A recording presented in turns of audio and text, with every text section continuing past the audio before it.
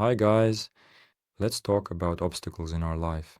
Previously, I specifically insisted on taking a brief moment to pause and really look closely at what we actually desire in our life and to notice what kind of resistance or hesitation pop up when we want something. For example, if we want to learn a new set of skills or plan to get a new job, what kind of doubts or objections arise in our mind when we think about making that change? Sometimes these thoughts can be automatic, so it's important to pay attention to them and reflect on where they come from. Because it's exactly these doubts, fears, worries, and anxieties about not failing that hold us back from taking first steps and any further action at all. Our psyche is set up in such a way that motivation comes along the way, right? And some initial motivation is required for us. And when we start taking those first steps and get even tiny results, or perhaps intermediate ones, it encourages us to keep moving forward. Without these results, without some kind of feedback from the environment, from the world, showing that we're starting to progress, it's really hard to keep going because we have a certain level of energy, a certain drive that we can spend on moving ahead. And then if that energy runs out and there's nothing left, we stop. We don't have the strength to keep going. That's why it's so important to build this connection with yourself and allow yourself to carry on, removing these resistances by accepting them, or rather, not even accepting the resistance itself, but accepting the consequences. Because resistance is simply the fear of those consequences. For example, as I mentioned in my podcast, if someone wants to change a job they don't like but is afraid to do it, what they're really afraid of are the feelings that can arise. That maybe they'll end up jobless, or perhaps their family won't approve of the choice, maybe the parents or buddies will criticize. And so, to elaborate on this, let's talk today about how to deal with those very limitations that may arise along our journey toward a more comfortable, conscious, and awesome life, whether it's in terms of finances, relationships, health, or any other area. Insecurities, fears, and the feeling of lacking something, these are typical problems for a person who tries to take a step. And then our mind, what is its main function? Its main function is to hold us back from change, to keep us in a kind of stable state. A habitual state, in other words, to make everything as understandable, predictable, and the same as possible every day. And when this stability starts to crumble, the whole system tries to stabilize itself again. A thought comes that life is unsafe, that everything should be kept as it was, that there's no need to go beyond or do something new because it could end badly, and so on. All these fears and doubts show up right away as soon as we try to take the first step. This also manifests in our environment, which is why people say that when you want to make big changes or want significant transformation, you need to change your environment first, because it will hold you back. Because the environment we have right now is essentially a reflection of our consciousness. In other words, what we have in our minds, what we are filled with, and some of you probably already know this, is what we see on the outside as well. So if we are filled with doubts and certain worries, then those doubts and worries will be manifested on the outside through different people and circumstances. In other words, this is simply necessary to show us what is inside, what we are filled with, so that we can notice it within ourselves and accept it internally. Essentially, we are not accepting some external reality, but rather through it, we notice certain feelings within ourselves and accept them. Of course, the external is also a part of it, but first and foremost, this is work that happens internally. And when we accept this within ourselves, it is also released without. We see it start to change quite quickly sometimes. Even in relationships, or at work, for example, or in the family, very often changes in other people happen instantly. Suddenly they become different.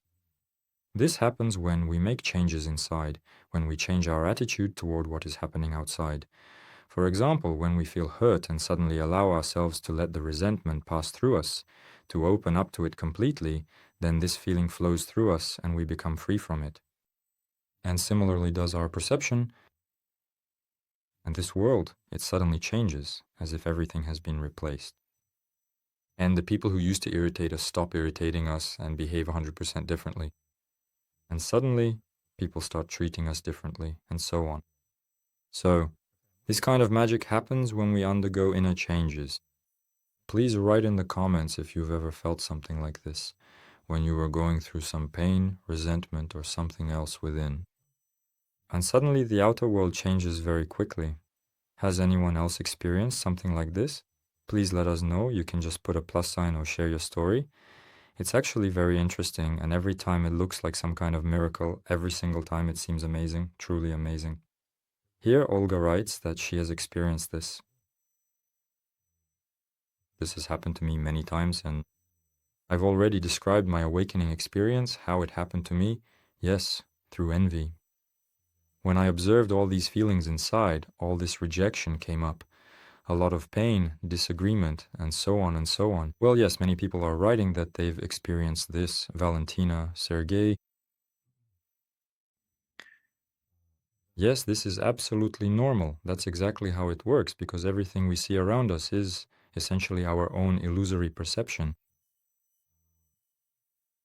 It's a projection of our consciousness, in other words, whatever fills our consciousness, and that's exactly what energies like resentment or emotional experiences are. For example, they create distortions. We look through all these layers as if through filters, and we see the world with these filters, with these distortions, as long as they exist within us, as long as they haven't been let go of. So, as a result, everything we see is, in essence, an illusion. We don't see reality, we see an illusion. An illusion that passes through the perception we have at this moment. In other words, our perception is shaped by the state of our consciousness. And because of this, we see things not as they truly are. That's why there are so many arguments, so many conflicts, so many emotional dramas, so many doubts, fears, and so on. Because all of this is just an illusion, or in reality, none of it actually exists. And when you free yourself from it, you start to be amazed at how different the world really is, how it looks completely different, and how, in fact, everything here is helping you. But before, it seemed like everything was the opposite, like everything was getting in your way, like someone was making your life harder, like people somehow mistreated you, that there was some criticism aimed at you, and so on. But when you actually experience it and allow it to happen, it is released immediately. And here, it's very important to become aware of these very pains, these very rejections. In other words, what exactly they are, what they mean specifically for you. For you, it will have its own unique meaning. What kind? What is it like? What exactly is unpleasant about it? This is precisely what is preventing you from moving forward at this stage. And it is also designated to help you move forward, because what we think is holding us back actually comes to help us.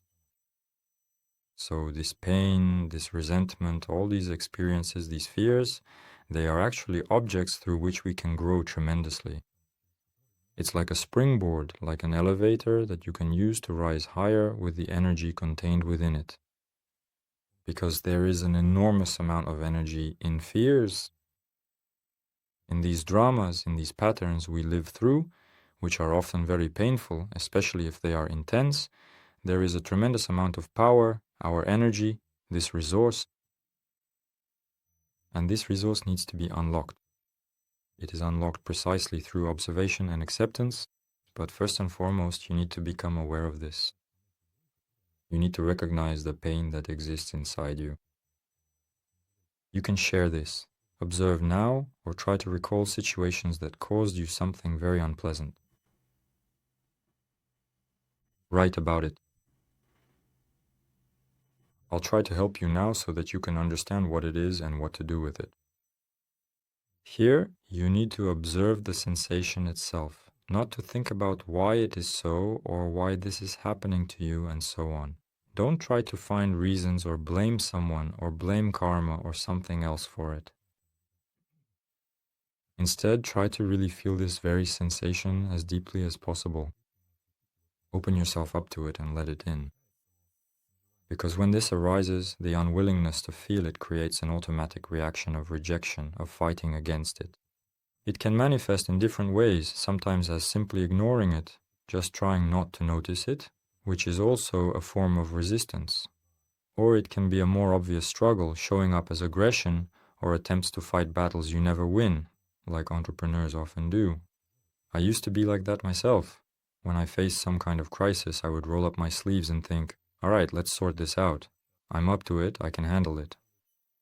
And for the 10th time, you go and deal with it all over again. Then it comes back at you, and again, and again, and again, and again. At some point, I just got tired of dealing with all of it. I was honestly fed up. I realized it shouldn't be this way. It's just not normal. I mean, why should I run a business where I'm constantly, damn it, fighting against some circumstances?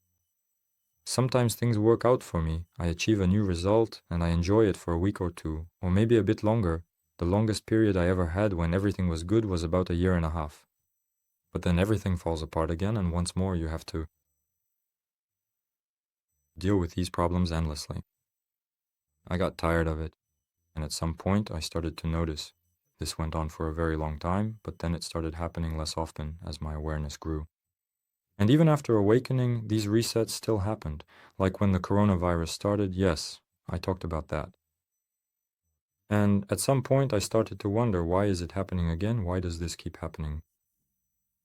And I simply began, using my own way, which by then was almost fully developed, to observe what this was for me, what it felt like as a sensation. I noticed that this loss of money, to me, it happens because when I lose money, I feel like a failure. I feel like someone who once again couldn't handle anything. But inside I had the feeling that I was doing great and always managed everything, that I did it better than most people. And that was painful. In other words, it was a blow to my ego. And when I once again realized that I was simply afraid of being that loser again, the one who failed yet another time, I just found it genuinely funny. I literally laughed out loud when I realized that I was simply, honestly afraid of being weak, afraid of being that kind of loser. And when I simply saw it, just noticed it, it immediately let go. I instantly stopped caring whether I would succeed or not. And the whole business stopped looking like something important, like some serious game, a battle that you absolutely have to win, and where losing was not an option. But instead, it became just a very light-hearted game where it doesn't matter at all whether you win or not. You enjoy the process itself. It's fun for you, and it's interesting. It's as if you're watching a TV series about your own life, observing what will happen next. So you know what I am saying, right? And this is my experience, my story, and my perspective. I am pretty sure you can relate too. If you want to know more about this side of spiritual growth, please let me know in the comments below. Your opinion is greatly appreciated here. In the meantime, I say goodbye and see you next time.